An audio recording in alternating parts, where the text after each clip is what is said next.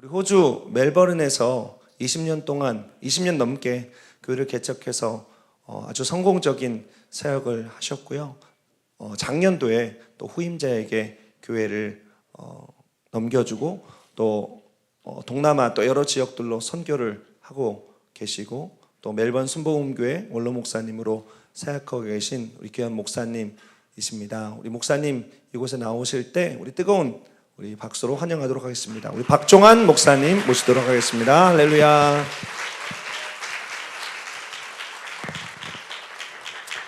할렐루야. 양복을 입고 갓을 쓰면 어울리지 않는다고 그러죠. 제가 좀 그런 기분입니다. 혹시 왜 노인네 목사가 이렇게 젊은 청년들 집회에 말씀을 인도하나, 저도 좀 사실 좀 걱정이 됐어요. 근데 보니까 유행은 돌고 돌더라고요. 누가 합니까? 양복 입고 갓 쓴 것이 또 뉴 패션이 될지. 그래서 그런 마음으로 설교 요청에 수락을 하고 여러분을 대하게 되었습니다. 만나 뵙게 돼서 감사하고요. 옆에 누가 앉으셨나 한번 확인하시고, 제가 선교대에 와서 배운 인사법인데 한번 그렇게 인사를 나눠주시기 바랍니다. 옆에 분에게 참 뵈니까 아름답습니다.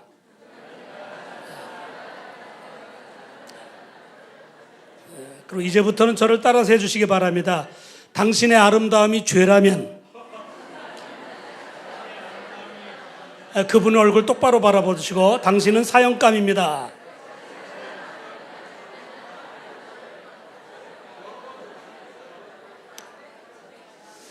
예.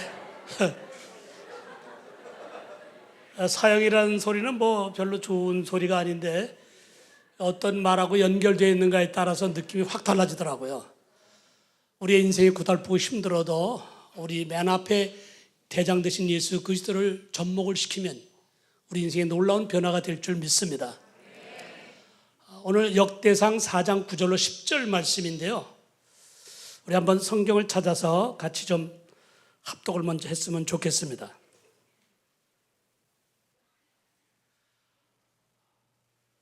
역대상 4장 9절로 10절 우리 한번 같이 합독할까요? 한 목소리로 시작. 야베스는 그 형제보다 귀중한 자라. 그의 어머니가 이름하여 이르되 야베스라 하였으니 내가 수고로에 낳았다 함이었더라. 야베스가 이스라엘 하나님께 아뢰어 이르되 주께서 내게 복을 주시려거든 나의 지역을 넓히시고 주의 손으로 나를 도우사 나로 환난을 벗어나 내게 근심이 없게 하옵소서 하였더니 하나님이 그가 구하는 것을 허락하셨더라. 유명한 교회 좀 다니신 분들은 이 설교, 저 설교 뻔합니다.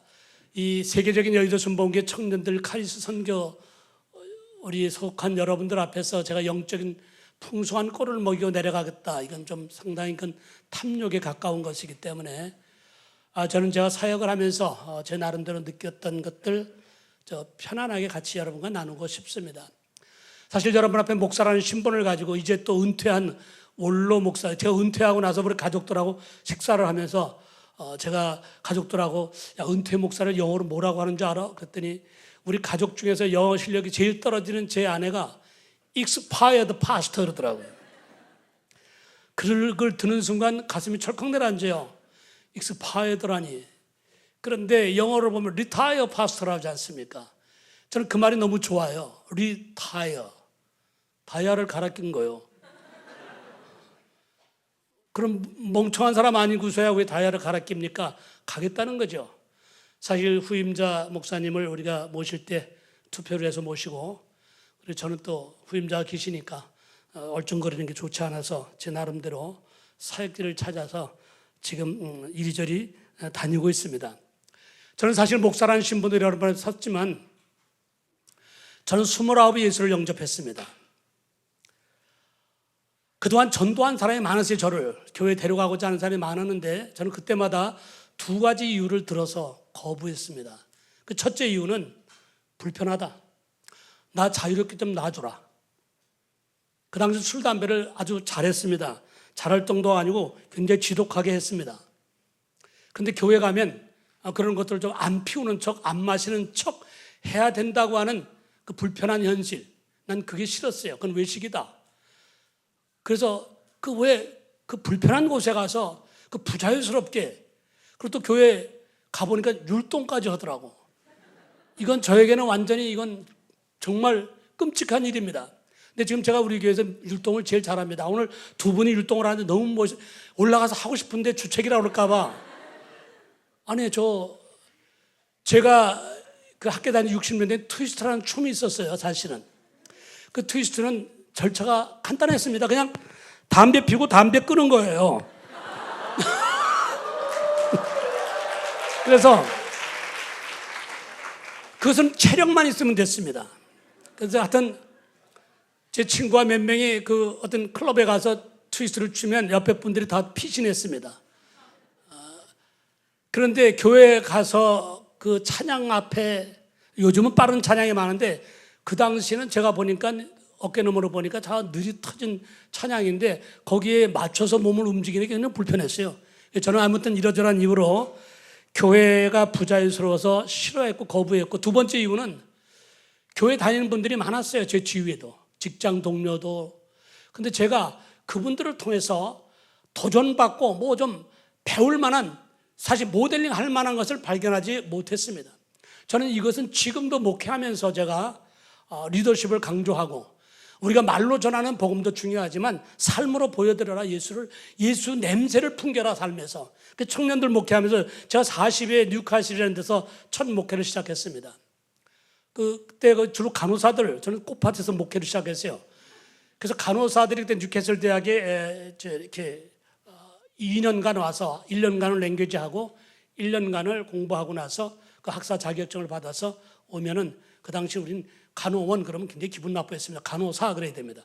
그래서 간호사 자격증을 얻는 그런 제도가 있어서 주로 우리 교회 간호사들이 많았습니다. 그래서 뉴캐슬에서 개척을 할 때, 그때 자매님이, 우리 그때 거의 자매님들이 다 찬양 인도하고 뭐 자매들이 교회를 다 했습니다.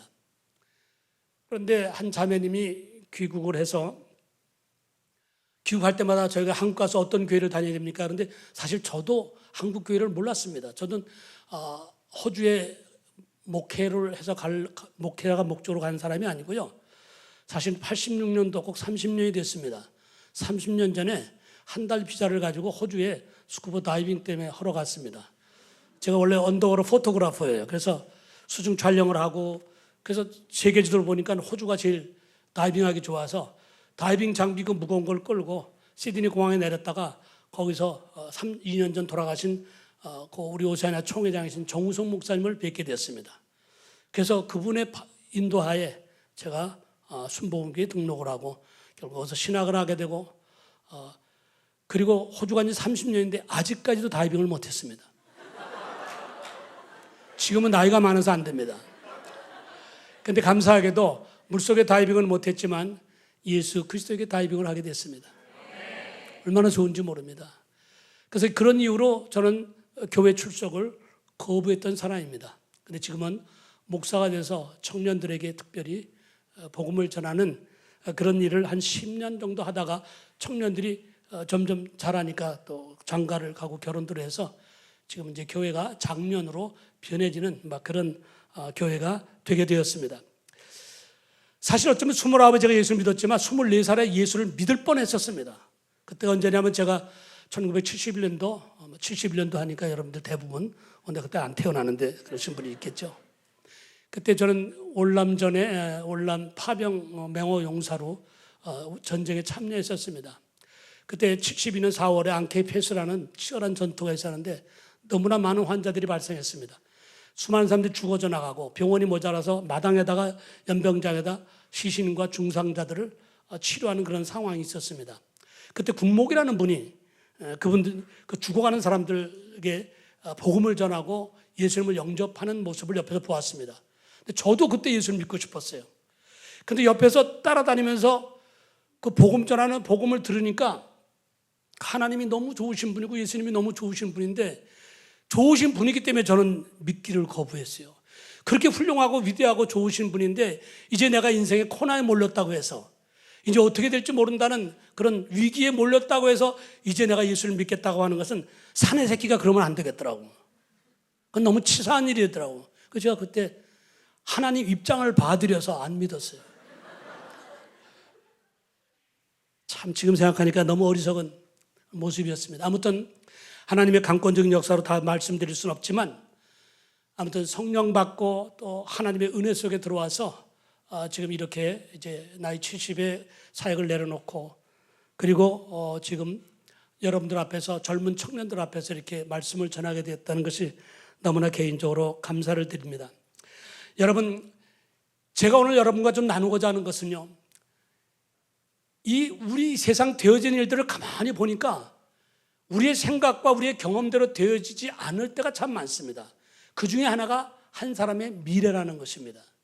제가 뉴카슬 자매 얘기를 했는데 이 자매 한 분이 귀국을 했어요. 귀국을 할 때마다 저한테 묻습니다. 어느 교회를 가야 됩니까? 한국 가서 목사님 추천 좀 해주세요. 근데 제가 또 아는 거기서 목회를 하고 그냥 멜버른이나 뉴카슬 뭐 이런 호주 한쪽 변방에서 목회하던 저기 때문에 사실 여의도에 저를 이렇게 오면은 막 그 촌딱 시골에 왜 시골 사람이 서울 처음 상경에서 어리벙벙하는 것 같습니다. 그래서 네가 기도하고 알아서 정해. 그 자매님이 귀국을 했는데 선을 보게 됐대요. 근데 선을 보는데 두 사람을 봤답니다. 한 사람은 포항에 사는 분인데 동지상고 씨름 선수였고 한 분은 교회 전도사님이었습니다. 조그마한 교회. 그런데 나중에 들었어요. 전도사님하고 데이트를 했답니다. 너무너무 재미없더래요. 창세기가 어떻고 요셉이 야곱이 좀 이렇게 신나고 멋진 데이트가 될 줄 알았는데 그냥 너무 잘하는 이런 얘기들만 하고 그냥 너무 그랬는데 씨름 선수하고 데이트를 한번 했답니다. 너무 좋더래요. 그냥 룰루랄라야. 어디로 선택했나요? 결국은 씨름 선수와 결혼했습니다. 그리고 저한테는 알리지 않았습니다. 결혼해서 두 분이 교촌치킨이라는 통닭집을 열었대요. 대박이 났답니다. 2억인가 벌었대, 몇 년 만에. 근데 자매님이 나중에 그러는데 돈을 잘 벌고 막 잘 나가니까 마음에 갑자기 불안이 엄습하더라는 것입니다.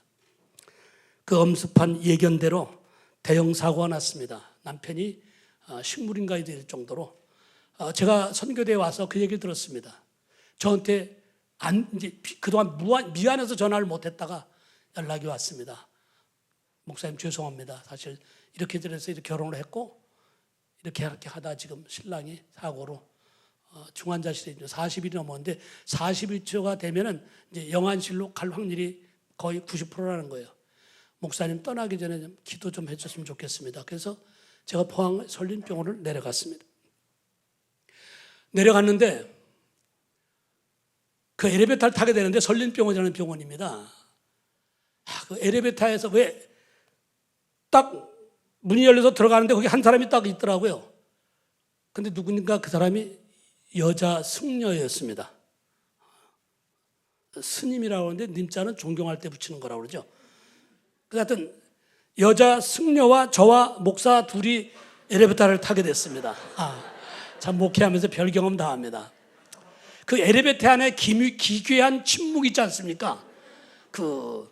근데 저는 그 침묵을 참 힘들어하는 체질이 힘들어해요. 그냥 낯설은 사람이라도 여기 한국에 와서도 저기 지나가면 사람들 아침에 조깅하다 제가 일산에 살고 있는데 일산에 잠깐 머무는데 뭐 호수공원이 좋더라고요. 다니는데 조깅하면서 하이 하고 손은 아무도 나한테 인사하는 사람이 없어요. 저는 그게 참 문화 충격이에요. 근데 그 엘리베이터 안에서 그 승려에게 뭐 그냥 인사를 또 어떻게 하기도 뭐하고 그래서 그냥 성격적인 채로 그냥 평시에 한 2분의 1 정도 목소리로 할렐루야 그냥 그랬습니다. 그냥 가만히 있기 뭐해서. 근데 이분도 또 이렇게 손을 모으고 합장을 하시더라고요. 그래서 3층인가 올라가는데 이 똑같은 층에서 내리시더라고 또. 그 똑같은 복도로 걸어가게 됐어요. 그런데 앞불사 똑같은 환자를 찾아온 겁니다. 그 남편의 어머니가 그 지역의 보살이래. 그래서 이 여자 승려께서 말하자면 거기 신방 온 거예요, 우리 식으로 말하면. 근데 그 환자는 중환자이기 때문에 거기 가족들이 와서 음식을 해 먹어요. 그 병실이 컸고요. 음식 냄새가 많이 납니다. 그리고 계속 거기서 영안실로 시신이 되어서 내려가는 상황이니까 가족들과 같이 있어요. 언제 어떤 유언을 할지 모르는 상황이기 때문에. 그런데 가족들이 꽤 많았는데 제가 거기서 뭐라고 말했냐면 여러분 죄송합니다. 제가 사실 호주에서 온 목사입니다. 그런데 얘기를 듣고 왔는데 마침 그 자매는 내가 간다는 연락을 안 하고 시간 약속을 안 하고 왔기 때문에 외출 중이었어요. 근데 이 사람은 완전히 장모님이 알코올로 2시간마다 이렇게 욕창이 나기 때문에 시신이기 때문에 이렇게 이 알코올로 몸을 닦아주고 있었어요. 이거 완전히 장모님 앞에서 그냥 전 나신으로 이렇게 막 완전히 송장이에요. 그런데 제가 거기 있는 분들에게 가족들 혹시 우리가 여기 여러분 가운데는 교회 안 다니는 분이 계셔서 제가 안 다녀봤기 때문에 알아요. 좀 불편하신 분이 계실지라도 제가 잠깐 여기 온 목적은 기도해 주기 위해서 왔습니다. 좀 호주에서 살고 있는 목사입니다. 잠깐 기도할 테니까 혹시 좀 불편하시더라도 좀 이해를 해주세요. 그랬더니 여기저기서 귀에 들려요. 목사래, 호주에서 왔대. 그런데 아무도 뭐 이의를 제기하는 사람은 없었습니다. 그럼 여러분들께서 이해해 주신 줄 알고 제가 잠깐 기도하겠습니다. 그리고 손 얹고 그 환자의 몸에 손 얹고 기도했습니다. 장모님이 옆에 있는데 장모님은 내가 누군지 얘기는 들었대, 딸한테. 그래서 이제 기도를 하는데 옆에 승려 되시는 분은 그 어머니, 그 환자 어머니가 그냥 두런두런 얘기하고 있더라고요. 옆에 저 승려가 있으니까 이 기도가 이 평소 기도 잘 안 되더라고요. 하여튼 처음에 기도 줄 담는데 힘들었어요. 근데 하여튼 기도를 하다 보니까 나중에 저도 기도에 몰입이 됐습니다. 얼마나 기도했는지 막 땀이 비오도 타면서 전심으로 간절히 기도해 드렸어요. 그런데 기도를 끝나는데 처음에는 막 나중엔 막 웅변하듯이 막 그냥 그 안에 떠나가도록 소리 지르면서 막 눈물이 막 나더라고. 하나님, 이 불쌍한 영혼이 말이야. 이 하나님을 맛보고 아는 사람이 이런 길을 가다가 잘못된 길을 가다가 이렇게 되는데 긍휼히 여겨달라, 불쌍히 여겨달라, 그리고 여기서 기적을 보여달라 말이야. 이 사신 우상을 섬기는 이런 사람들 앞에서 하나님의 살아계심을 좀 이 환자를 통해 증거하게 해달라고 막 소리 질렀어요. 거기 사람들 다 쫄았어요, 그냥 완전히. 그리고 예수님의 이름으로 기도합니다. 얼마나 기도했는지 나도 시간은 잘 몰라요. 그러니까 나오는데 이분이 또 따라 나오더라고. 그래서 같이 또 엘리베이터를 탔어요. 근데 이번에 이분이 먼저 말을 걸었어요. 그때 그분 말이 뭐라냐면 우리 절에서도 교회에서 하는 거 다 합니다 그러더라고요. 그러니까 알고 보니까 뭐 유치원도 하고 뭐 그런다고 요즘. 그래서 제가 3층밖에 안 되기 때문에 길게 얘기할 시간이 없었어요. 그래서 제가 딱 헤어지면서 다 흉내를 내도 부활은 흉내를 못 냅니다. 그러고 헤어졌습니다. 결론만 말씀드리면 그때 하나님께서 놀라운 기적을 베풀어 주셔서 그 환자가 며칠 있다 전화가 왔어요. 기적이 일어났습니다. 일반 병실로 옮기게 됐다는 거예요. 하나님께 영광 돌립니다. 일반 병실로 옮기게 된 게 끝이 아니고요. 지금 저희 교회 성가대하고 있습니다.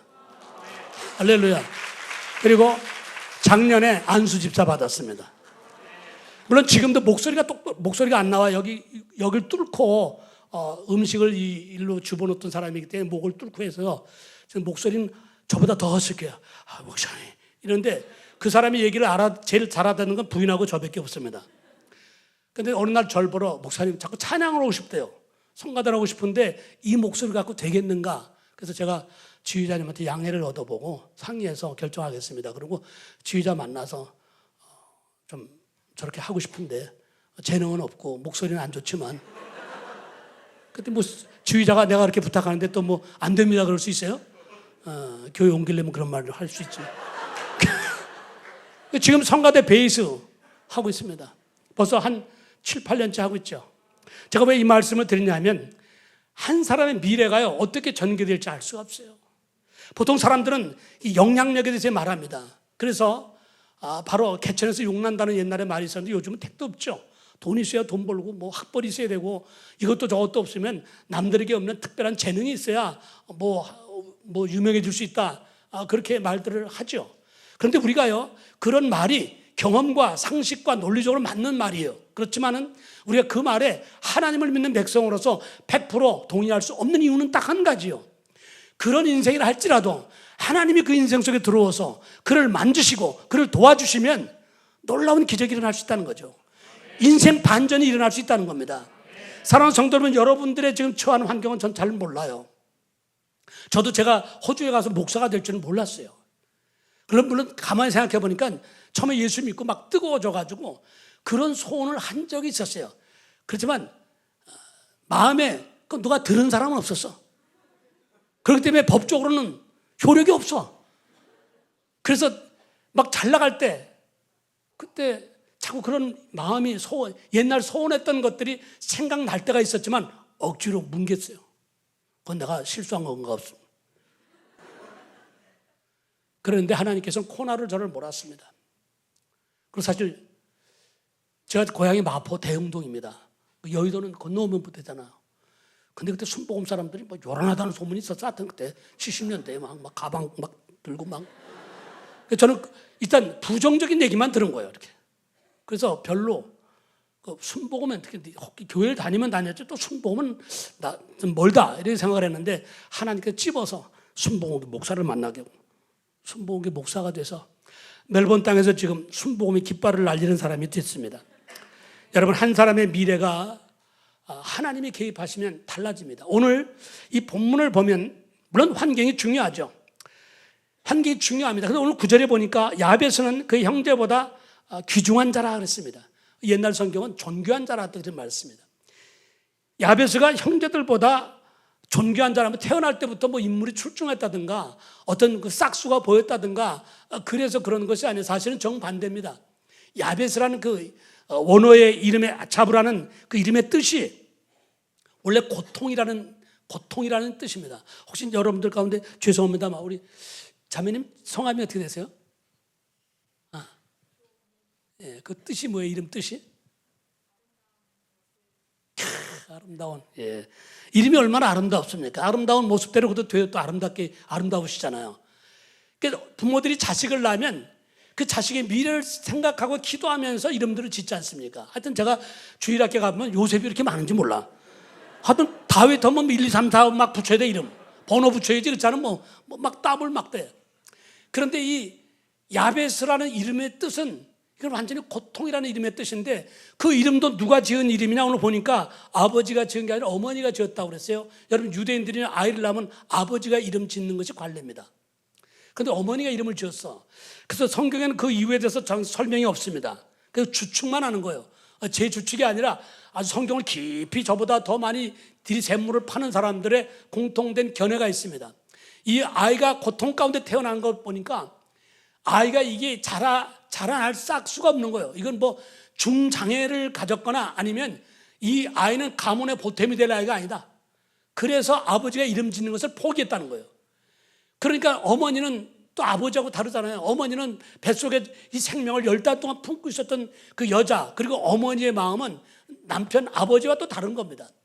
그래서 자기의 그 고통스러운 심정을 그대로 아이 이름에다 적용해서 바로 이 야베스라는 이름을 지었다는 것입니다. 그런데 이런 아이니까 이 아이에 대한 미래에 대한 기대를 아무도 하지 않았어요. 그 아이의 미래가 뭐 존귀한 자가 된다 생각도 못했습니다. 그런데 바로 이 아이가 바로 이렇게 존귀한 자가 되었다는 것입니다. 인생 대역전 드라마의 주인공이 되었다는 것입니다. 여러분 저는 그 박종환이라는 이름에 여러분들이 잘 모르실 분은 아닌데 50대 이상 되시는 분들은 축구를 좋아하시는 분들 특별히 저의 이름을 다 기억합니다. 옛날 청소년 사공의 신화를 나왔던 축구 감독이 저 이름하고 똑같아. 한자도 똑같아. 사우디 저 제따라는 곳에 같이 앉아서 밥을 먹으면서 또 식사를 했던 일도 있는데요. 그때 우리 축구가요.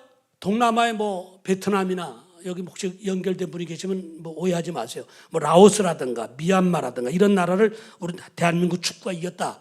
그럼 뭐 이겼구나 그냥 그러죠.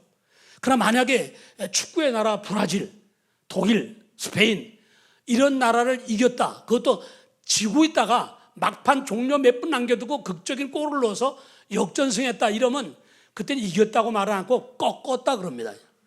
그만큼 감동이 크다는 거죠.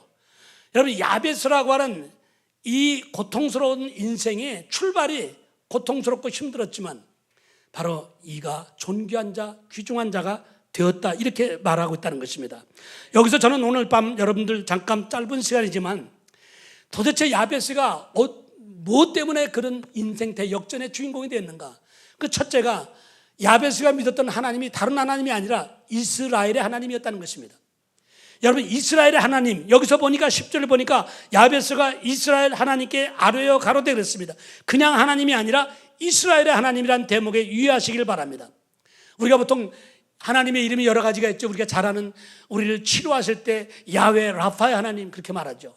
또 우리를 위해서 준비하시는 야훼 이레 하나님, 또 우리에게 승리를 주시는 뭐예요? 야훼 니시 하나님, 뭐 우리를 인도하시는 야훼 로이 하나님, 이런 하나님의 이름이 있는데, 오늘 야베스가 믿던 하나님인 어떤 하나님인가? 이스라엘의 하나님이라는 거예요. 이 이스라엘의 하나님이라는 이름의 뜻이, 의미가 우리가 잘 아는 창세기 32장에 야곱의 이름이 변형된 이름이 이스라엘 아닙니까? 야곱이 외삼촌 라반의 집에서 20년 동안 삼촌 교육대 같은 생활을 하다가 그 20년 만에 거기서 나와가지고 고향집으로 돌아오다가 형 에서를 만나지 않습니까? 형 에서가 군인 400명 동생 만나러 오는데 그냥 혼자 와도 되는데 뭐 400명이나 데리고 군대를 거느리고 동생을 만나러 옵니까? 그러니까 그냥 야곱이 바짝 쪼르는 거예요. 이거는 완전히 이제 죽이러 오는 거다, 이거. 그래서 거기서 야곱이 완전히 박살나 깨지 않습니까? 그래서 야복강가에서 천사와 씨름하는 장면이 창세기 32장에 나옵니다. 그때 야곱이 한 말이 뭐예요? 나를 축복하지 않으면 내가 보내지 않겠습니다. 이게 완전히 인생 코너에 몰린, 다시 말해서 벼랑 끝에 몰린 그런 인생의 처절한 마지막 영적인 싸움인 것입니다. 그 자리에서 하나님께서 네 이름이 여태까지 야곱이었지만 이제부터는 야곱이라고 부르지 말고 이스라엘이라 부르리라. 이스라엘 이름의 뜻은 하나님과 겨루어 이겼다. 여러분, 이 야곱이 변해서 이스라엘이 됐다고 하는 것은 뭐 어떤 기능적으로 조금 성품적으로 업그레이드 시켰다, 이 차원이 아니에요. 물이 변하여 포도주가 됐다는 것은 업그레이드 차원이 아니라 화학적인 아주 그냥 기호가 바뀐 거예요. 그 근원 뿌리가 바뀐 거예요. 사랑하는 성도 여러분, 사망이 생명으로 변한 것, 이건 업그레이드 차원이 아니라 근본적인 아주 뿌리채 변한 놀라운 근원적인 변화인 줄 믿으시기 바랍니다. 그래, 하나님이 개입하시면 이건 변화가 되되 그냥 업그레이드 차원이 아니에요. 지옥 갈 백성이 천국 백성이 되는 거예요. 어둠이 빛으로 변하는 거예요. 이런 변화가 일어난다는 거예요. 바로 야베스가 믿었던 하나님이 이런 하나님이었다는 거예요. 이스라엘 하나님, 그 하나님 나를 도와달라는 거예요. 그때부터 바로 야곱이 이스라엘로 변해서 지금도 유대인들은 하나님을 야훼 이스라엘의 하나님 이렇게 부른다는 것입니다. 야곱은 우리가 아는 것처럼 DNA적으로 굉장히 교활하고 태어날 때부터 형의 발 뒤꿈치를 잡고 태어난 사람입니다. 아버지 속이고 형 속이고 형이 자기를 죽이려고 하자 외삼촌 집으로 망명길을 올랐던 사람 아닙니까? 거기서 외삼촌 집에 도움을 받으러 갔다가 오히려 자기보다 한 수 더 뜨는 사기꾼 외삼촌 라반 집에서 무려 20년 동안 완전히 깨집니다. 그래서 그런 말이 있더라고요. 기는 놈 위에 뛰는 놈이 있고요, 뛰는 놈 위에 나는 놈이 있어. 난 거기서 끝인 줄 알았더니 나는 놈 위에 또 있대. 뭐니까 붙어 다니는 놈이 있대. 여러분, 예수님에게 붙어 다니시는 여러분들 되시길 바랍니다.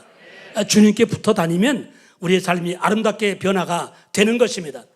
하여튼 어느 인생이든 간에 하나님의 개입이 시작되면 그 사람은 불순종하던 사람도 믿음의 사람으로 바뀌게 되어 있는 것입니다. 잔머리 굴리던 사람이 잔머리 때려치고 기도의 사람으로 바뀌어지는 것입니다. 조급했던 사람이 인내하는 사람으로 바뀌게 되는 것입니다. 그래서 야베스는 비록 자기 내 인생의 출발은 고통스럽게 아무도 인정해 주지 않는, 인간 될 것 같지 않은, 될성 쉽지 않았던 그런 인생으로 출발은 했지만 내가 믿는 하나님은 야곱을 이스라엘로 바꾸어 주신, 완전히 뿌리째 통째로 바꾸신 그 하나님이 나의 하나님이라 믿었기 때문에 그 믿음이 야베스의 인생을 바꾸어 놓게 되었다는 것입니다. 이런 야베스의 믿음으로 충만한 우리 카리스의 청년들 되시기를 축원합니다. 왜냐하면 여러분, 마가복음 10장 27절 제가 제일 좋아하는 말씀 중에 하나요. 사람으로서는 할 수 없지만 하나님으로서는 다 하실 수 있나니라. 할렐루야. 그렇습니다. 여러분, 우리가 성경 속의 인물만이 아니라 실제적으로 우리가 아는 한국 사람들 가운데 그런 분이 계십니다. 우리가 오르지 못할 산은 없다라는 책의 저자 강용호 박사라는 분, 아마 다 아실 거예요. 한국서도 유명했지만 이분은 미국서 더 유명한 사람입니다. 중학생 때 축구공에다 눈을 맞았고 망막박리라는 증세로 결국 시력을 잃어버리고 시각 장애인이 된 사람입니다. 그래서 정상인보다 더 높은 미국의 고위 관료직까지 올라갔던 분이 바로 이분입니다. 근데 그런 절망 중에 하나님을 깊이 만나고 거기서 다시 일어서게 됩니다. 점자를 배웠습니다. 그리고 고등학교를 졸업하고 연세대학을 졸업했습니다. 1972년이면요 정상인도 미국 유학 가기 어려웠던 때입니다. 그런데 장애인 최초로 미국의 정규 유학생이 되었다고 합니다.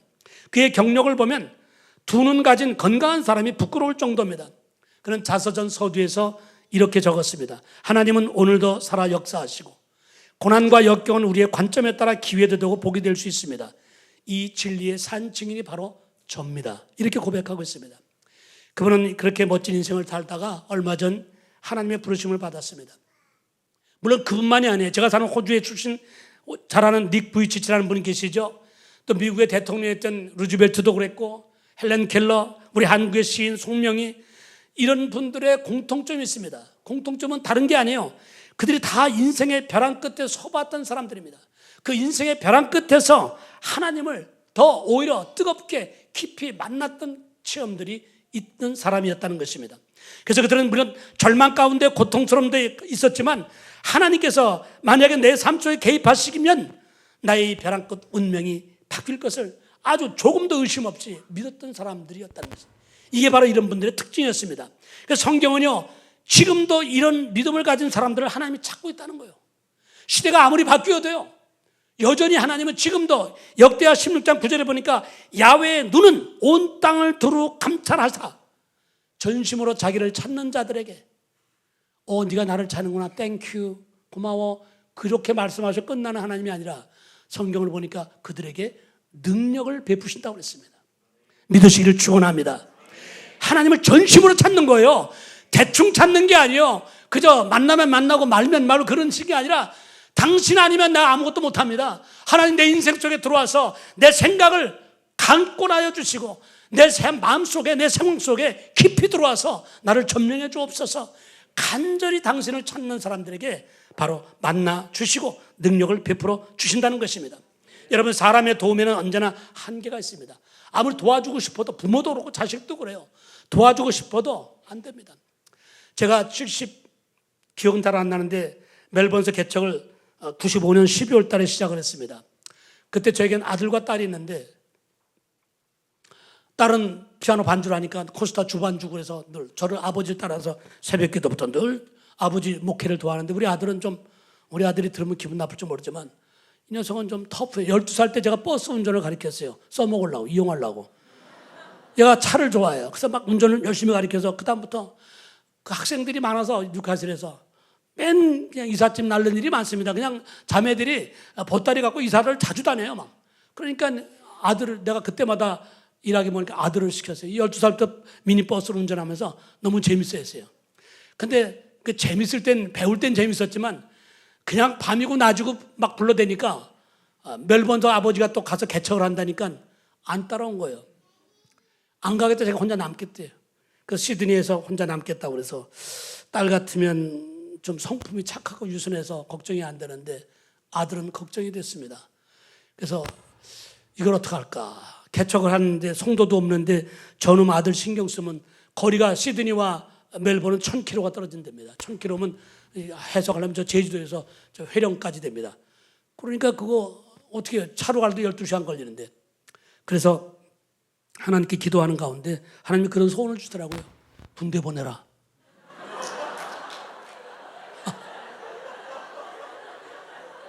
그래서 제가 이 참 굿 아이디어다. 그래서 우리 아들한테 전화했습니다. 야, 아무개야, 너 뭐 어디서 어떻게 사냐 했더니 하숙집에서 있어요. 하숙집? 그 한 달에 얼마씩 내가 얼마씩 낸다고. 야, 좋은 하숙집이 생겼다. 어딘데요? 그 하숙집은 돈도 주고 먹여주고 재워주고 훈련시키고 그리고 또 월급도 준다 했더니 그런 데가 있어요? 있다. 어디요? 한국 군대다 그랬어요. 아버지 농담하십니까? 농담이야, 진짜다. 아버지가 언제 너한테 농담하냐? 처음엔 펄쩍 뛰고 그냥 농담으로 여겼습니다. 근데 제가 개척 단계니까 성도도 몇 명 없고 밤이면 10시간 운전해서 시드니로 왔습니다. 아들을 만났습니다. 그리고 만나서 설득했습니다. 군대 가라.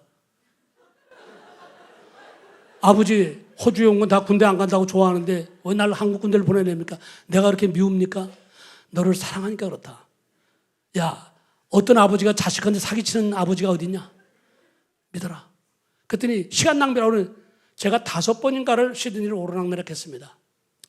마지막 시드니 애쉬필드 공원이라는 공원이 있는데 거기서 그날도 아들 설득 실패하고 돌아오는데 갑자기 거기서 둘이 공원에 앉아서 햄버거를 먹고 있었습니다. 근데 갑자기 하나님께서 성령께서 제 마음에 감동을 주세요. 아들에게 안수하라. 공원에 사람들 많은데 갑자기 햄버거 먹다 햄버거 놓고 기습 안수. 그때 우리 아들이 껐더니 흉내내게, 아버지 왜 이래 쪽팔리게, 사람 많은데. 저도 지지 않았습니다. 아들아, 나도 쪽팔린다. 그렇지만 나는 아버지 쪽팔리는 건 문제없어. 난 네 피처, 네 미래가 더 중요해. 아버지, 이 아들이 마음을 순종의 마음으로 바꿔주십시오. 기도하다 보니까 저도 모르게 눈물이 막 난 거예요. 그때 내가 아들 군대 보내려고 하는 건, 나 저기서 개척교회를 시작해야 되는데, 멜번 그 험악한 땅에서 해야 되는데, 이놈 신경 쓰다 보니까 뭐 에너지가 분산돼서 안 되잖아요. 하나님, 당신 영광 위해서 개척 시작하는데 이놈 때문에 내가 에너지가 분산되면 어떡합니까? 이 마음을 좀 나중에 아들이 전투 엽서를 보내왔는데, 제가 안 가면 군대 갈 때까지 아버지가 올라올 것 같더래요. 근데 또 그날 기도하는데 갑자기 안수하는데 막 아버지 뜨거운 눈물이 자기 머리에 막 떨어지더래요. 그래서 아버지 성격을 아니까 가 드리겠습니다 그러더라고요. 그리고 군대 입대를 했습니다. 엽서를 보내왔는데 비행기 타는 순간 아버지한테 속았다 그런 생각을 했대요. 지금 일산에서 삽니다. 유아용 비즈니스를 하고, 제대할 때까지 제가 면회를 가겠다고 약속하고 약속을 못 지켰어요. 그게 아들에게. 그래서 작년 은퇴 예배 때 아들이 멜번에 왔을 때 제가 공개적으로 성도들 앞에서 아들에게 내가 군대를 보내고 꼭 면회 한번 가겠다고 했는데 제대할 때까지 면회를 못 가준 약속을 못 지켜서 공개적으로는 사과한다. 아들이지만. 그리고 성도들 앞에서 내가 자식이지만 사과를 했습니다. 근데 여기서 자매님을 만나서 결혼 주례를 제가 했습니다. 킨텍스 일산에서. 그래서 지금 아주 열심히 살고 있고요. 또 혹시 우리 목사님 청년들 가운데 직업이 꼭 필요하신 분이 계시면 좀 연락을 주시면 제가 백을 한번 써보겠습니다. 제가 말씀드린 요지는 그렇습니다. 순수한 동기로 하나님, 아들을 군대 보내는 게 아들을 힘들게 하려는 것이 아니라 하나님 일을 좀 제대로 하기 위해서 이 걸리적거리는 이놈을 좀 어떻게 처리하는 방법이, 한국 군대가 좋기 때문에 제가 그렇게 했던 거예요. 아들이 나중에 그런 고백을 하더라고요. 그때 제가 한 말은 기억 안 나는데 아들이 그렇게 기억하며 얘기합니다. 다른 말에는 마음이 흔들리지 않았는데 아버지가 그러더래요. 자기가 군대 가는데 시간 낭비다. 2년 반 동안 썩어야 되는데, 그 당시 2년 넘었습니다. 군대가 시간 낭비다 그랬더니 내가 그러더랍니다. 네가 30살 안에 죽으면 네 말이 맞다. 시간 낭비였다. 그런데 30살 넘어 살면 2년 반은 절대로 손해본 게 아니다. 그러더랍니다. 그리고 내가 너를 보니까 너는 분명히 30살은 더 살 것 같다 그러더래요. 현재 40살입니다 오늘. 그래서 그 말 때문에 결국은 제가 수긍을 하고 군대를 가는데, 지금 제가 너무 좋은 게 한국에 오면 제가 머물 곳이 있어요. 아들들이 일산에 사니까. 혹시 오세요? 혹시 자이 아파트 살고 있습니다. 4단지입니다. 여러분, 제가 이 말씀을 드리는 이유는 하나님이 개입하시면 우리의 인생은 아무리 절망에 둘러싸여 있더라도 아름답게 변화되는 것을 믿으시기 바랍니다. 서울에 오니까 동성연애 이런 말들이 시작되고 있습니다. 어떤 분은 그분들의 인권을 존중해야 된다고 말합니다. 그러나 저는 목사였기 때문에 그런 것이 아니라 인권을 생각하기 전에 이것은 또 하나의 선악과를 따먹는 일이 된다는 사실을 우리가 알아야 됩니다. 여러분, 우리 하나님께서는 동산에 있는 모든 나무의 실과는 임의로 먹도록 우리에게 그 임의의 자유를 허락하셨습니다. 그러나 생명나무와 선악을 알게 하는 나무만큼은 임의대로 먹지 못하게 했습니다. 그것을 먹으라는 자유는 허락되지 않았습니다. 다시 말해서 바로 이 동성연애나 이런 것을 인권이나 자유라는 명목으로 하나님이 정한 법을 사람이 좌지우지하려 해서는 안 된다는 것입니다. 분명히 하나님은 남자와 여자를 지으시고 이들의 연합을 통해서 바로 생육하고 번성하라고 하는 하나님의 엄하고 준엄한 명령이 우리에게 주어진 것입니다. 그것은 내 임의대로 해서는 안 되는 것입니다. 그분들의 인권을 존중해서 그 인권 때문에 하나님의 명령을 우리가 무시하거나 등 돌려서는 안 된다는 사실을 여러분들이 아시기 바랍니다. 사랑하는 성도 여러분, 예수도 그분은 저와 여러분의 인생을 한마디로 영혼이 찰됨과 같이 범사에도 찰되고 강건하게 만들어 주시기 위해서 이 땅에 오신 이스라엘의 하나님이라는 사실을 믿으시기 바랍니다. 바로 야베스가 믿었던 하나님, 이 하나님이에요. 다른 하나님이 아니에요. 그렇기 때문에 여러분, 하나님을 만났다, 하나님이 개입했다, 이 말은 바로 다른 말로 그 속에 하나님의 성령, 하나님의 영으로 충만함을 입었다, 이런 말이 되는 것입니다. 그런 인생을 하나님께서는 존귀한 인생이 되게 만들어 주신다는 것입니다. 여러분에게 그런 도전을 드리고 싶어요. 우리가 한 인생 살다가 갈 겁니다. 난 여러분들 그렇게 말씀드리고 있어요. 내가 비록 여러분보다 앞선 것이 분명히 있습니다. 그건 나이입니다. 여러분들이 아무리 발벗고 뛰어와도 내 나이를 초월할 수 없을 거예요. 나는 젊어봤어요. 그래서 여러분 늙어보지 않았잖아. 이게 저에겐 큰 강점이 되는 거예요. 그런데요, 제가 늙어보니까 그래요. 인생 한 인생 살다 가는 건데 존귀한 인생을 살아야 하지 않겠습니까? 하나님과 사람들 앞에서 존경받고 기억에 남는 그런 인생을 살다가 가야지, 맨날 허구한 날 찌질이 인생 살다가 사람들로부터 손가락질이나 받고 비난이나 받고 남에게 구걸하며 그렇게 살다가 인생을 마친다면 여러분, 그것처럼 한심한 인생이 어디 있겠는가 하는 것입니다. 제가 얼마 전에 빌 게이츠라는 사람이 그 말한 거 보니까 그런 말을 했더라고요. 태어나서 가난한 건 당신의 잘못이 아니지만 죽을 때도 가난한 건 당신의 잘못이다. 마음에 툭 들어오는데 저는 그 말이 이렇게 해석되더라고. 불신자 가정에서 태어난 것은 당신의 잘못이 아니지만 죽을 때까지 불신자로 사는 것은 변명할 수 없는 당신의 잘못이다. 이렇게 난 갑자기 해석이 되더라고. 그냥 여러분, 하나님과 사람들로부터 인정받고 사랑받는 존귀한 인생들이 되시기를 예수님의 이름으로 축원드립니다. 믿음에 관한 선두주자들이 되시기를 축원드립니다. 그럼 이런 믿음이 어떻게 되는가? 두 번째로, 믿음은 적용이라는 훈련으로 다져지게 되어 있습니다. 적용. 사실 신앙은요, 제가 뭐 이렇게 대표적인 그런 차원에서 얘기할 수 없지만 어떤 경륜이나 스펙을 자랑하는 게 그게 목적이 아닙니다. 요즘에 보니까 불통, 소통의 문제가 사회적, 정치적, 뭐 부모와 자식 간에, 뭐 성도와 목사 간에, 뭐 하나님과 성도들 간에 그런 얘기가 많이 희자되고 있지 않습니까? 그래서 옛날에 어떤 부흥사 목사님, 제가 예수 처음 믿고 그때 그 부흥회를 갔더니 지금 그분 돌아가시지만 그분이 그런 유명한 말을 했어요. 영통하면 인통하고 인통하면 물통한다. 근데 가만히 지금 생각하니까 그게 우리 순복음의 메시지더라고. 요한 3서 2절, 영혼이 잘 된 것 같이 범사가 잘 되고 강건해진다. 이 얘기를 그분이 그렇게 표현한 것이라고. 여러분, 착각하지 마세요. 어떤 분이 가끔 보니까 요즘 인터넷 때문에 그냥 교회 공동체 생활을 거부하는 분들이 계시더라고요. 자기 혼자 예배드리고 뭐 인터넷상으로 온라인상으로 헌금하고.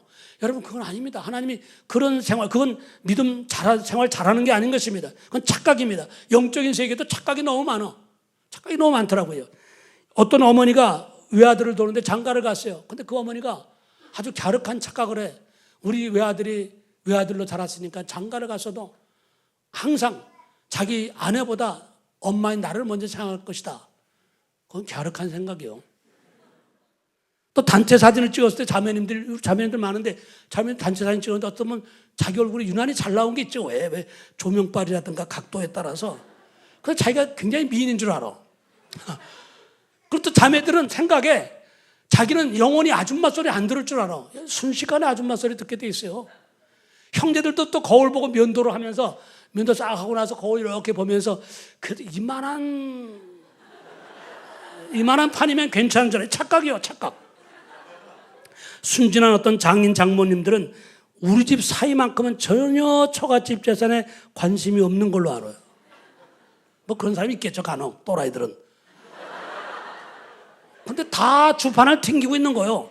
근데 더 중요하고 심각한 착각이 있어요. 이런 얘기들을 하잖아요.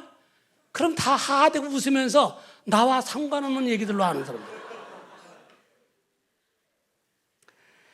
친애하는 청년 여러분, 정직한 자기 진단을 할 줄 알아야 돼요. 신앙도 정직한 자기 진단에서 바로 올바른 치료법이 나오기 때문인 것입니다. 본문으로 돌아가서 보면은요, 이 야베스는 그런 장애를 가지고, 극심한 장애 때문에 주위 사람들로부터 굉장히 여러 가지 조롱도 받았을 것이고, 또 때로는 격려한답신다고 하는 말이 오히려 상처를 주는 그런 때가 있어요. 저도요, 멜번에서 이제 교회 교역자들 모임이 있어서 다른 교회 행사가 있으면 초청을 받을 때가 있습니다. 그 이웃교회 초청 행사가 있어 초청해서 갔더니 들어가니까 그 장로님이 저를 보더니 아이고 승봉은교 목사님이 오셨네요. 목사님이 오시니까 자리가 더욱 빛납니다. 그러는데요. 옛날 제가 머리숱이 많을 때는 그런 인사를 그냥 받았어요. 근데 요즘 제가 오니까 자리가 빛납니다 그러길래 그럼 불 다 꺼봐요. 공항에서 어떤 할머니 짐을 덜어드렸어요. 근데 이분이 염주를 가져오시더라고. 근데 제가 이 지역에 있는 목사입니다 그랬더니 어머나 이 목사님이 이렇게 도움을 받고 보니까 감사합니다. 꼭 살아계신 부처님을 만나뵌 것 같습니다.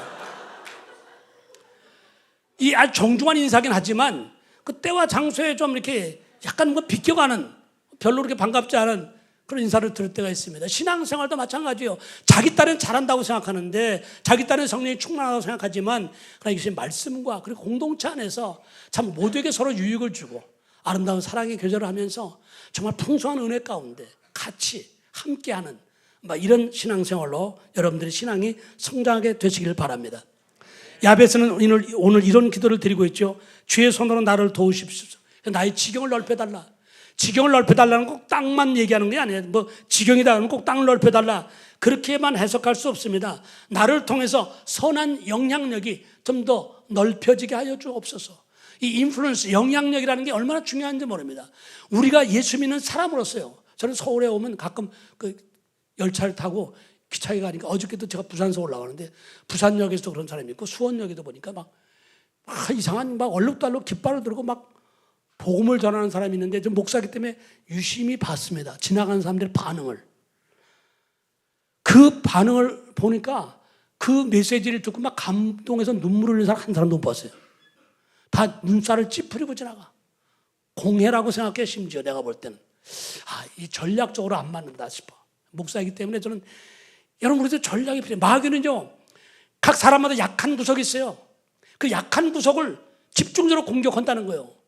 우리 각자 손을 가슴에 손 놓고 생각해 보면 오늘 밤 기도할 때 그런 기도들이 있어요. 나에게 약점이 있습니다. 이 약점은 하나님만 알고 나만 알면 좋았으면데 마귀 새끼도 알아. 마귀는요 우리를 공격할 때 그 약점을 집중적으로 공격을 해요. 목사이기 때문에 늘 결점이 영적으로 없는 것 같아요. 아니요, 저도 있어요. 이웃교회가 부흥했다는 소식을 들으면 박수를 쳐요. 박수를 치는데도 이 박수에 힘이 안 들어가. 이 거룩한 욕심이죠. 아무튼 약점이 있습니다. 사람마다.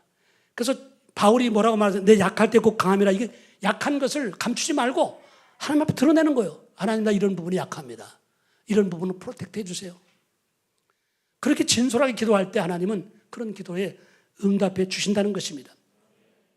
야베스가 바로 응답을 받을 수 있었던 것은 자기의 믿음을 삶에 적용을 했습니다. 하나님, 나의 장애가 오히려 하나님이 어떤 분이신가를 세상 앞에 보여주는 도구가 되게 하여 주옵소서.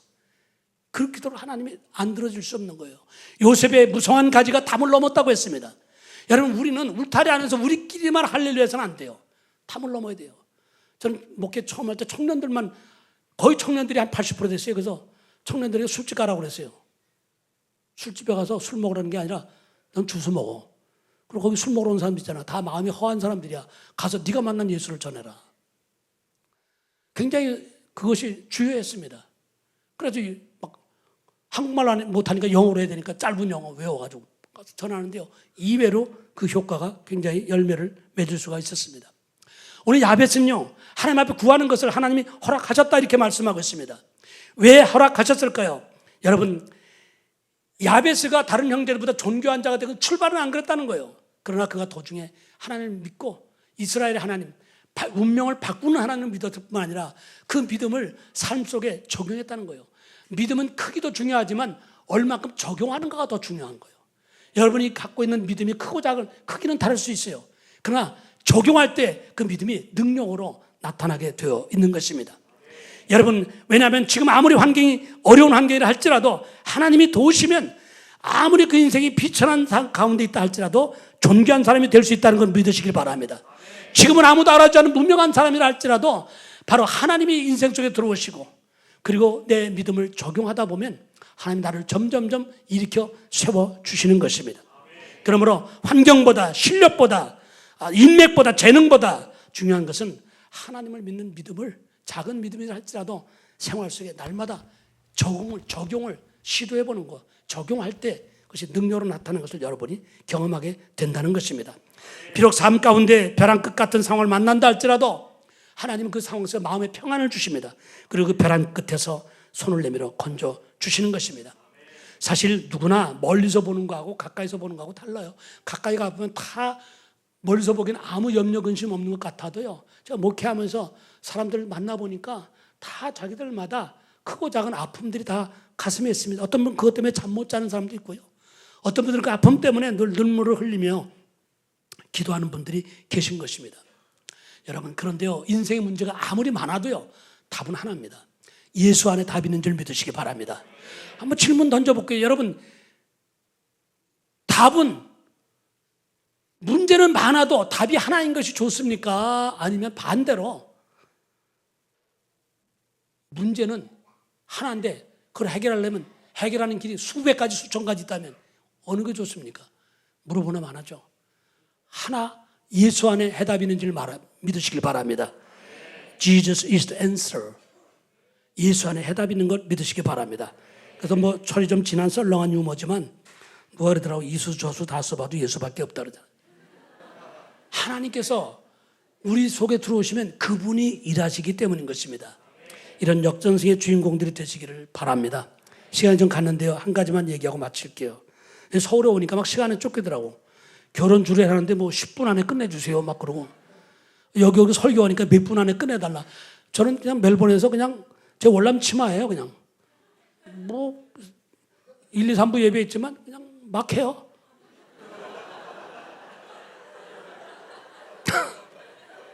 죄송합니다. 오늘 기도하는 사람의 최종 목표가 있다면 응답받는 것 아니겠습니까? 기도하면서 응답을 기대하지 않는 기도하는 사람이 어디 있습니까? 그런데 하나님이 어떤 기도에 응답하시는가? 이 야베스를 통해서 우리가 도전받으시는 것은 자기가 지금 처한 환경, 지경을 넓혀달라, 여기서 환난에서 벗어나 근심이 없게 해달라, 이건 굉장히 소박한 기도입니다. 여러분, 그냥 뭐 나라와 민족을 위한 기도도 우리가 필요하지만 때로는 지금 내가 처한 환경에서 탐욕이나 욕심이 아닌 그냥 소박한 이 문제, 이거 좀 해결해 주세요. 이 소박한 기도에 하나님이 응답하시는 것입니다. 이 외국에 살다 보면 영주권이라는 문제가 참 사람 영주권이 영 죽이는 일이. 하여튼 저도 11년간 불법 체류했던 사람입니다. 이 목사가 그렇게 오랫동안, 나도 왜 이렇게 오래 있었는지 몰라요. 다들 그 안에 가든지 아니면 뭐 감옥에 가든지 그러는데, 이사를 밤중에 몇 번씩 도망다니고 그러면서도요, 근데 왜 한국에 돌아갈 마음이 안 생겼는지를 나중에 제가 목회를 하면서 깨닫게 되었습니다. 아무튼 30년 거하는 동안, 제가 사는 동안 11년 동안 목회하면서도 어떤 청년이 저한테 와서 그래, 목사님 하나 여쭤볼게, 궁금한데요, 나는 목사님을 좋아합니다, 정말 존경합니다. 그런데 한 가지 궁금해요. 이 하나님의 말씀, 하나님의 법을 지키라고 하면서 세상법 안 지키는 건 어떻게 해석해야 됩니까? 그러더라고요. 난 그 질문 받을 때 되게 영주권 그런 거 갖고 얘기 잘 안 하거든요. 이민사회에서는 그게 터부시하는 하나의 그 불문율입니다. 그런데 금요 철야 때마다 제가 평신도 때 시드니 순복음교회를 출석했는데요, 거기 목사님이, 지금 돌아가신 목사님이 금요일 밤마다 기도회를 끝내고 나서 그다음에 그룹 기도를 시킵니다. 5명, 6명씩 짝을 지어서 손을 잡고 서로 기도의 제목을 쉐어하고 그 기도 제목을 나누는 시간이 있어요. 근데 그때 거의 그때 우리 성도들 한 500명 정도 되는데 80%는 영주권이 없어 다 그때. 그러니까 기도의 제목이 늘 낮에 그 고생스럽게 일하고 저녁에 철야 예배가 미어 터지게 모여.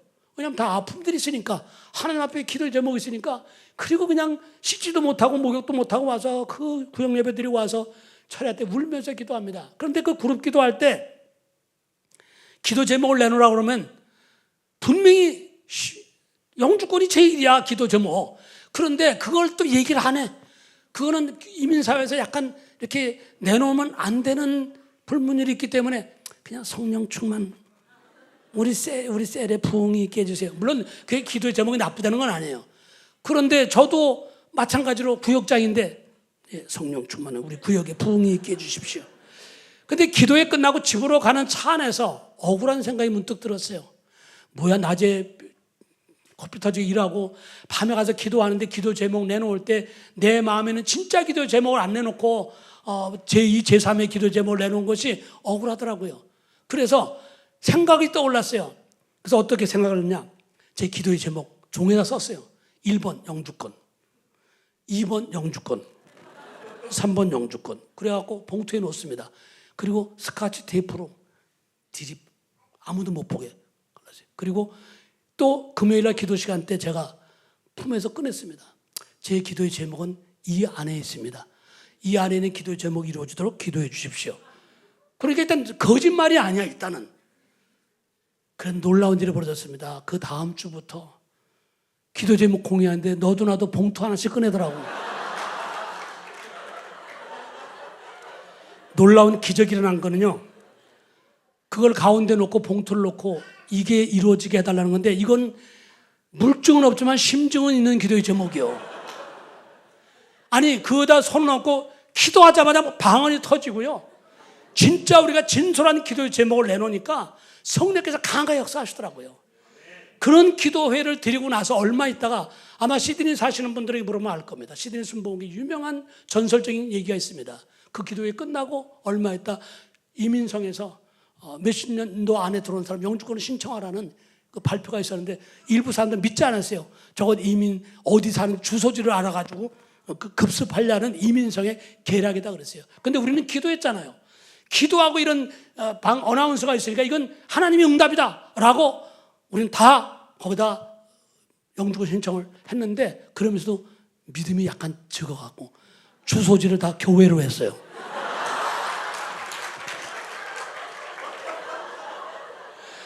야, 우리 교회 그렇게 많이 살아 사람들이? 수백 가정이 다 교회 사는 거야? 놀라운 일이 났습니다. 시드니에 지금도 전설적인 그런 얘기입니다. 400몇 가정 그냥 영주권 신청서를 냈는데 다른 데는 다 6개월 안에 법적으로 회신을 주게 돼 있어요. 근데 우리 시드니 순복음에서 단체로 제출한 서류는 6개월이 지났는데 답이 없는 거야. 그러니까 그때부터 또 온갖 루머가 나돌았습니다. 시드니 순복음교회가 건축을 하기 위해서 건축 헌금을 모으려고 계략을 부린 거다. 왜냐하면 그걸 할 때 수입인지대가 필요하거든요. 300몇 불인가 370불인가를 돈을 내야 돼요. 이민성에. 그건 수입인지대야. 여기 말하면. 그런데 그게 사기다 이게야. 이라고 막 신문에 막 나오고 그랬습니다. 그래서 우리는 이민성에 맨날 찾아가서 어떻게 된 거냐 했더니 이민성에서 기다려라. 근데 나중에 보니까 이민성이 이사를 하면서 우리가 너무나 많은 서류가 한꺼번에 접수하는 바람에 이 박스에다가 서류를 넣는데 이 박스가 서류 박스가 아닌 줄 알고 짐짝인 줄 알고 창고에 집어넣었던 겁니다. 이민성에서. 6개월 안에 회신을 주게 돼 있는데 6개월이 넘은 거, 1년이 넘은 거예요. 그러니까 이민성에서 이게 법적으로 자기들이 걸리게 돼 있기 때문에 호적에 범죄 사실이 없는 사람은 이름 석자만 써낸 사람은 다 영주권 나온 거예요. 할렐루야. 이게 하나님이 하신 것입니다. 근데요, 더 한 가지는 그때 제가 영주권을 못 받았습니다. 여러분, 구역장이 돼갖고 우리 구역이 시드니 순복음에서 1, 2등을 다투는 구역에 한 번 보면 한 70명 모여서 방이 좁아갖고 화장실까지 꽉 찼었어요. 근데 거기서 우리가 기도하면 하나님 응답하십니다. 그러면 구역원들 다 아멘, 아멘 그랬어요. 근데 다 받았어. 나만 뺐어. 나만 안 받았어. 저 그때요, 새벽 기도 때 어떻게 기도하는지 아십니까? 솔직히 이렇게 하나님, 나 쪽팔립니다. 아니, 정말이에요. 당황되더라고요. 또 들려오는 얘기가 그때 박 집사인데, 박 집사가 우리가 볼 때는 구역장이고 믿음 좋은 것 같지만 우리가 모르는 something happen 있는가 봐. 그래서 새벽마다 하나님 앞에 그땐 집사람하고 같이 옆에서 늘 새벽 기도 나갔다가 내가 개인적으로 하나님 앞에 부르짖어 기도하기 때문에 부인이지만 절로 딴 데로 가라고 그래서 기도하면서 하나님 쪽팔립니다. 이게 뭡니까? 그때 제 마음속에 하나님 주신 뭐 이렇게 전설 따라 삼천리면 목소리 깔고 뭐라 이런 건 아니지만 마음에 그런 감동이 오더라고. 박종환 사병훈련과 장교훈련이 다르다. 이런 얘기들 어떤 분은 또 그럼 뭐 평신도는 사병이고 목사는 장교냐 그렇게 해석하면 이건 제 의도가 빗나가는 거예요. 아무튼 하나님께서 그때 저를 위한 특별한 계획이 있다. 아니나 다를까 제가 목사가 됐잖아요. 그리고 저는 기가 막힌 방법으로 하나님이 영주권을 해결해 주셔서 영주권 해결받자마자 2년 후에 시민권 자격이 있는데 시민권 할 때 원래 파티 열게 돼 있는데 난 파티 안 했죠. 몰래 가서 시민권 받았어요. 선수하고. 하나님께서 기도가 좀 전라도 말로 거시기 해도요.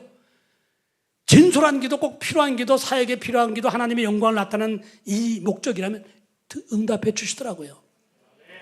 제가 교회당을 짓고 나서 의자가 좀 이렇게 싸구려 의자였어.